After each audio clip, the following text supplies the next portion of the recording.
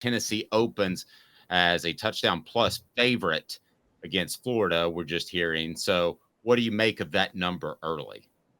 I was shocked. It's 8.5 points. I thought that seems like the line that it would have been before last week. Vegas didn't really react at all to what happened with Tennessee and Austin Peay on Saturday, which I think should be somewhat encouraging for Tennessee fans. Look, guys, these sports books, they have details that we can't even imagine. I mean, they do legwork that is insane. And so for them to set that 8.5 point line, I gotta say that should encourage Tennessee fans. I think we also forgot, Florida didn't look. Yes, they played McNeese State. They looked better against their FCS foe than Tennessee did against theirs, but they didn't look that great. They're still the Utah game. And then you talk matchups, Dave. We'll talk about this as the week goes on, but Florida's got a statue at quarterback. And if there's one thing Tennessee's got, it's a pass rush. And so. Okay, so here's the other thing to remember this. Of those 7 incomplete passes, the 1 of 8, if 3 are caught, be it bad throw, drop, whatever, and I'm leaning towards drop at this point, Caleb. I'm standing corrected. I'm correcting myself because former players believe that so strongly. But if we're talking about catching 3 of those, you're 4 of 8, and your offense is probably cruising along, and you're not having any problems, and Tennessee pulls away.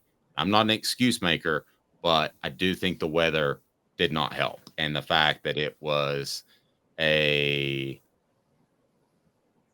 30-minute delay, not making excuses, but I don't think it helped. So kudos to sorry. Not making excuses, but I think it was a factor.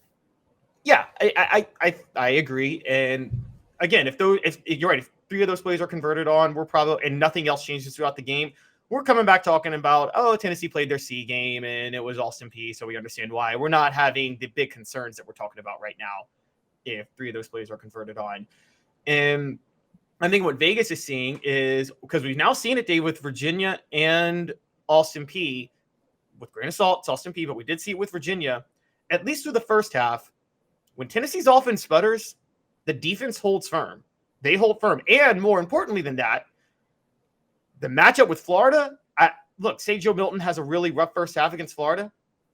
Gators still ain't scoring. I think the only way they score is maybe off a turnover in the first half. I'd rather go to the swamp with a great defense and a good offense than vice versa. And I totally agree.